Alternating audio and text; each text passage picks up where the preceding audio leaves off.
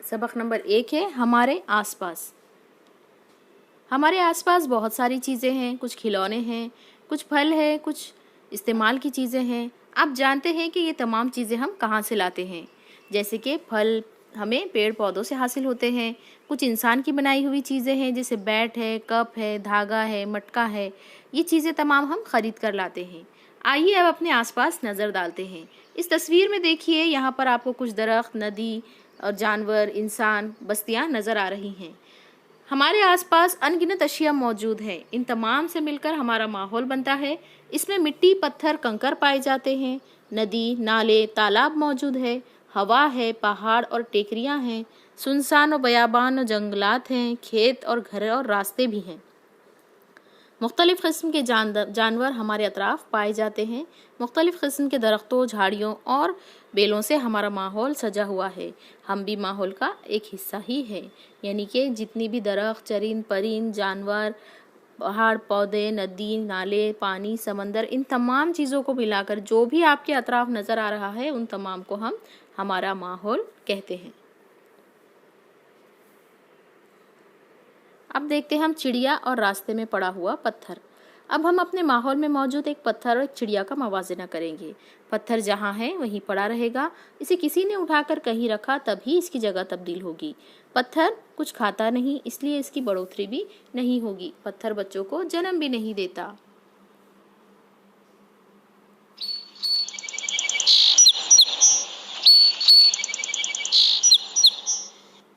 चिड़िया इससे मुख्तलिफ है। चिड़िया घोंसला बनाती है। इसके लिए चिड़िया खुद इधर उधर जाती है। चिड़िया कीड़े और अनाज खाती है। उनको खाने से चिड़िया में बढ़ोतरी होती है।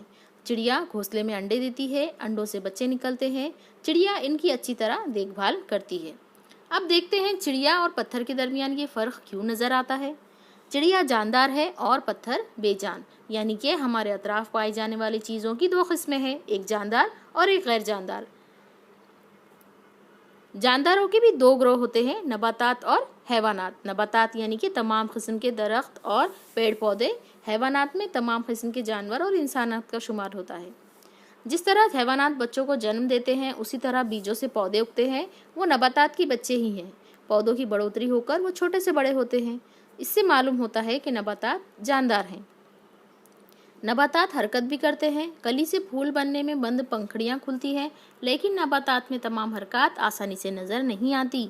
पौधों को भी ग़िज़ा की ज़रूरत होती है। यानी आपने देखा है कि जो दरख्त या पौधा छोटा होता है वो दिन ब दिन बढ़ता जाता है, लेकिन उसकी बढ़ने की रफ्तार हमें नज़र नहीं आती। नबातात हैवानात की तरह एक जगह से दूसरी जगह नहीं जा सकते। वो जड़ के सहारे ही एक जगह कायम रहते हैं। नबातात और हैवानात में ये एक बड़ा फ़र्क है। बताओ कि तस्वीर में दी गई चीज़ें जानदार है या बेजान। अगर वो जानदार हैं तो नबातात है या हैवानात। बरगद का पेड़ नबातात है और जानदार है। नारियल का पेड़ भी नबातात है और जानदार है। इसी तरीके से खरगोश, मेंढक और गुलाब का पौधा ये तमाम जानदार है, लेकिन खरगोश और मेंढक जो है ये हैवानात है और गुलाब का पौधा नबातात है। इसी तरह सिलेंडर, ग्लास और कढ़ाई ये बेजान चीज़ें हैं और ये इंसान की बनाई हुई है। माहौल के तमाम अज्जा का एक दूसरे से ताल्लुक़। पानी, हवा और माहौल ही के अज्जा हैं।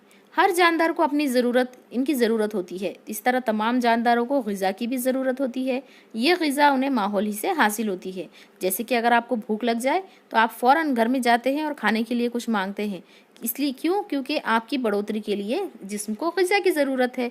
उसी तरीके से दरख्तों को भी देखिए, आप अगर पानी ना दे, उसे वक्त पर खाद ना डालें तो वो सूख जाते हैं। तो खाद और पानी ये दरख्तों की ग़िज़ा है। जिंदा रहने के लिए दूसरी चीज़ें भी जानदार को माहौल ही से मिलती हैं। परिंदे घोंसले बनाते हैं, जिसके लिए परिंदों को कपास, तिनके, धागे वगैरह की ज़रूरत होती है। वो उन्हें माहौल ही से हासिल होता है। इंसान माहौल से कई चीज़ें हासिल करता है। कपास, ऊन, रेशम माहौल ही से मिलते हैं। इनसे हम कपड़ा बुनते हैं। देखिए प्यारे बच्चों, जो आप ये रंग बिरंगे अच्छे प्यारे प्यारे फ्रॉक, शर्ट्स और कपड़े पहनते हैं, ये तमाम हमें माहौल ही से हासिल होते हैं। माहौल में नबातात में यानी कि कपास के दरख्त से हमें ये कपड़ा हासिल होता है।